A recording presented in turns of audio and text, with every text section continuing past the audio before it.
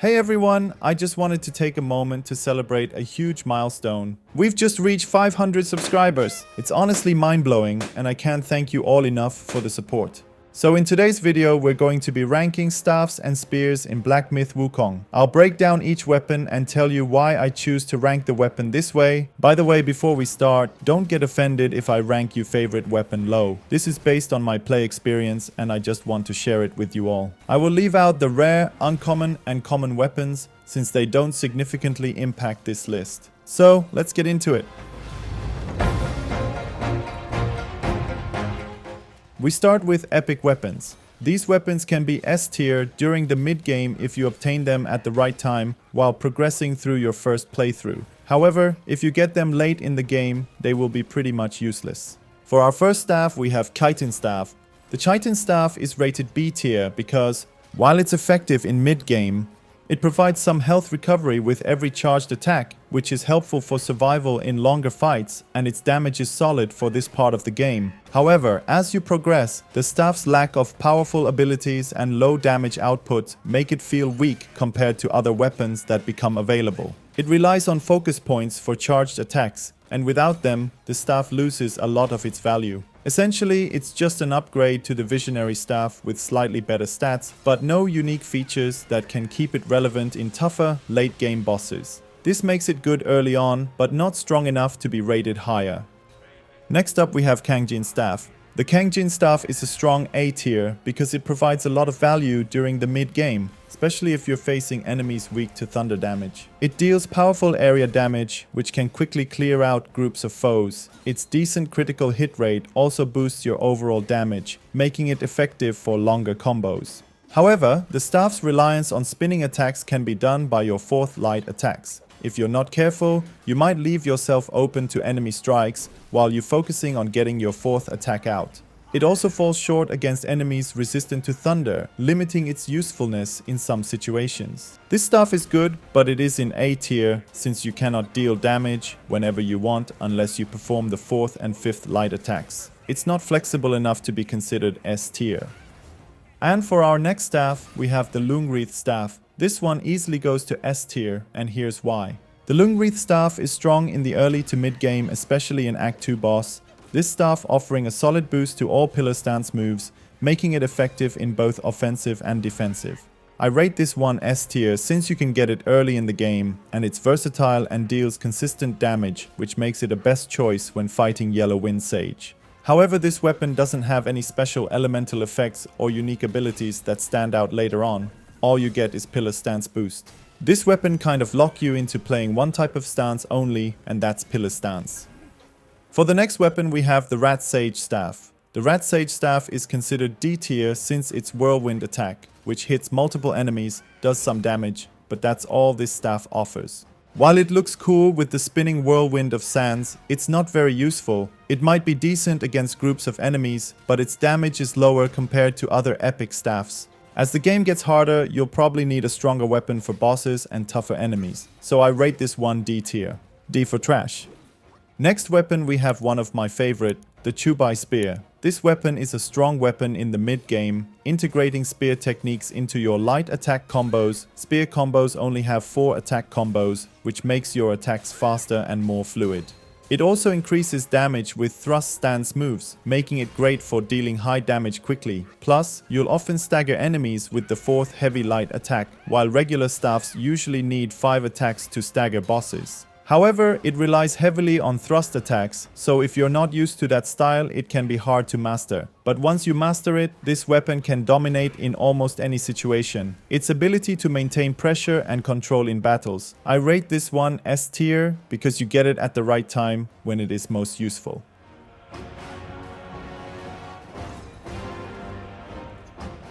Let's move on to the legendary staffs, which offer unique abilities and are ideal for specific builds. These staffs can be game changers if used correctly, but they also have their limitations.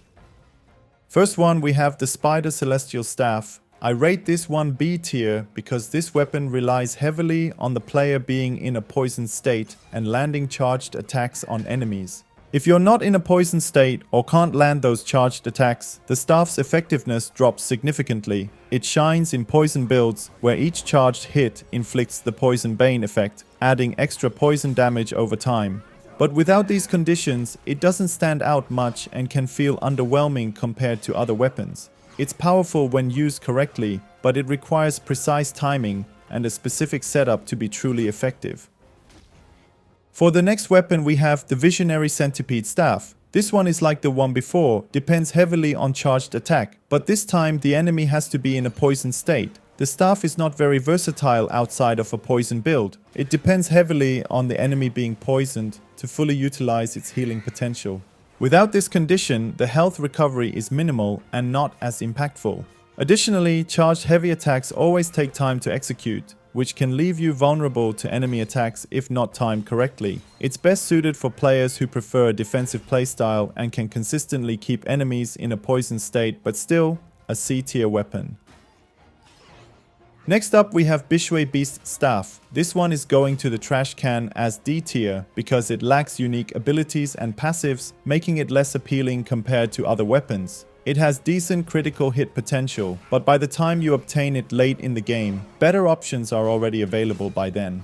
Its lack of damage at this point in the game makes it difficult to justify using, especially when other staffs offer more impactful abilities and higher damage. It simply doesn't provide enough value to compete with higher tier weapons, making it one of the weaker choices in the game. And next up we have Spikeshaft Staff. This one goes to C tier, and here's why. This weapon is a unique weapon that focuses on the see-through mechanic. When you successfully see through an enemy, the staff grants continuous focus gain for a short period, which can be very useful in maintaining your abilities during combat. This makes it a good choice for players who can consistently execute the see-through technique. The Spikeshaft Staff is rated C tier mainly because it relies heavily on the see-through mechanic, which is difficult to execute consistently. If you can't master this technique, the staff is no use for you. Even when used correctly, it doesn't have strong offensive abilities or high damage output compared to higher tier weapons. It doesn't have any special abilities that can really change the outcome of a fight. This makes it less dependable and harder to use in different situations, which lowers its overall usefulness. For the next weapon we have Blazing Karma. I rate this one A tier, since this is a strong weapon that delivers high burst damage with good defense. When using over 3 focus points in smash stance, it creates a lava burst on the ground, adding fire damage over time. The Staff of Blazing Karma is rated A tier because this staff offers strong burst damage and fire effects with charged attacks. It also offers high defense and burn resistance for survivability. Though the lava burst on the ground relies on the enemy staying in one place, as the lava effect is small. This weapon has the potential to be S tier if the lava was bigger, but in this case it's not effective enough, and enemies often move away from the lava area after you land a charged attack. This makes it less effective compared to S tier weapons, which offer high damage output and flexibility without such strict conditions. The staff is powerful, but its situational use keep it from reaching the top tier. Now that we have every legendary staff covered, let's move on to the mythical staffs. These are some of the most powerful weapons in the game and can often be obtained in New Game Plus or Super Late Game. I will rank based on damage output and flexibility. First up we have Golden Loong Staff. I rate this staff and strong A tier due to its exceptional performance in the mid game, where it shines with high damage and strong stagger potential. Its Pillar Stance and Dragon Thunder Strike abilities can quickly overwhelm enemies, making it a top choice for players who manage to obtain it early. However, getting this staff early requires defeating the Yellow Loong, a challenging boss that isn't easy to beat in the first playthrough. Once you have it, the staff dominates mid-game and late-game battles with its powerful moves, which consider to be S tier if you have it in mid-game. Despite its strengths, the Golden Loong Staff drops to A tier in the late game. As you progress, other weapons with better scaling and more diverse abilities become available, reducing its impact. It depends too much on specific moves like the Pillar Stance, which makes it harder to use in different combat situations, and it starts to lose its impact as the game progresses and enemy getting stronger, there will be better weapons become available. And for our next weapon we have Stormflash Loong Staff. This one is rated A tier, and I really wish it could be S tier because the weapon looks fantastic in action. It delivers high damage with charged lightning attacks that can deal serious damage to enemies. Its passive looks really good on paper, but hard to execute it. The downside is that you get interrupted easily during charging process. This makes it difficult to fully utilize the staff's potential, especially in fast-paced battles, where enemies constantly attack and disrupt your charging. It would be amazing if the staff could reach S tier, especially given its impressive how it looks with lightning visual light attacks on the enemy, but the constant interruptions and the need to manage your timing carefully hold it back. Even though the charging mechanic is not unique to this staff, the interruptions you face while using it make the experience frustrating. Overall, it's a visually stunning weapon with strong damage potential, but the difficulty in using it effectively in challenging situations keeps it from being top tier. For the next weapon is Tri-Point Double-Edged Spear, and this one goes to S tier. This spear offers excellent stagger potential and versatility in combat. Its unique design allows for quick, fluid attacks that can easily stagger enemies, making it very effective against elites and bosses. The spear's ability to perform multiple combos helps maintain pressure in battles, allowing you to control the fight. Additionally, it features a flying sword attack that can also stagger enemies when you do forceful thrust, providing both range and crowd control, plus see-through mechanic. This combination of fast attacks and strong stagger capabilities makes it a top choice for players looking to dominate in combat. Overall, the Tri-Point Double-Edged Spear is a powerful and adaptable weapon that shines in many situations, justifying its S tier rating. Next on the list we have Adept Spine Shooting Fuban Staff. This one is rated A tier instead of S tier for several reasons. While it offers healing from focus points with heavy attacks and deals extra damage with those charged hits, this additional damage is not game-breaking. It's more of a minor boost. The healing is a valuable feature, but it depends on building up focus points. These focus points are gained by dodging or hitting enemies with light attacks, which can be difficult in some situations. You will not heal yourself fully with charged heavy attack focus points. That's what makes this weapon A tier and not S tier.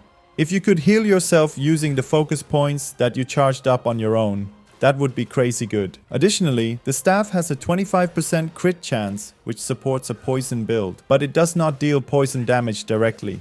You'll need to rely on other abilities or items like the Venomous Arm Guard to apply poison, which can limit its overall effectiveness. In summary, while the Fuban Staff is a strong option for certain builds and provides good healing, its limitations regarding direct poison damage and adaptability prevent it from reaching S tier.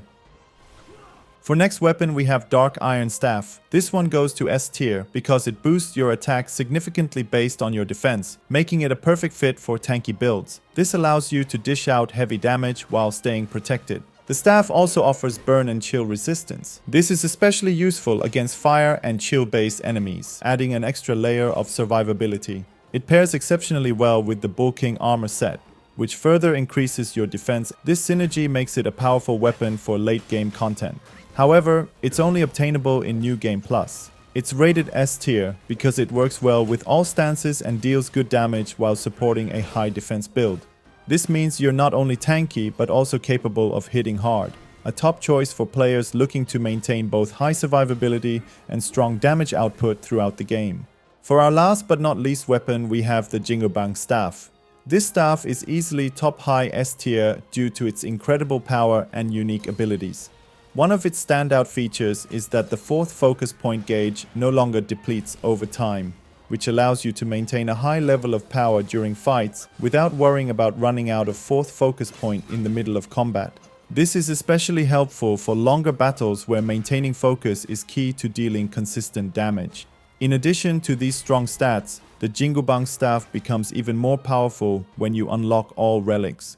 You will unlock Wukong's special moveset, allowing you to perform crazy attacks that looks like Wukong himself. From this day, my name shall be Sun Wukong!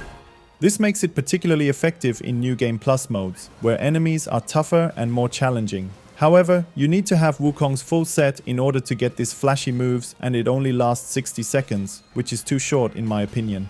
I would like it to last probably forever. Consider you've beaten the game 3 times or more and complete secret endings. Overall, this weapon is the best for dealing damage because you don't have to worry about losing your 4th focus point if a boss knocks you down when your 4th focus point is ready. And there you have it, epic to mythical weapons. Thank you again for supporting my YouTube channel. Let me know in the comments about your favorite weapon. Don't forget to leave a like and subscribe, and I'll see you in the next one. See ya!